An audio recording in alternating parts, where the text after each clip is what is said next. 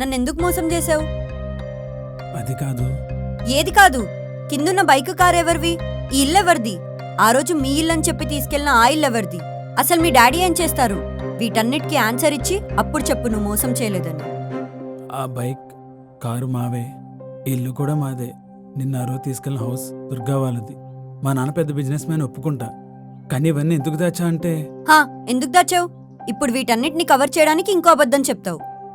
నీకు నా గురించి అన్నీ తెలుసు. అన్నీ తెలిసి కూడా చాలా బాగా చేసావు. నైస్. అలా కాదు.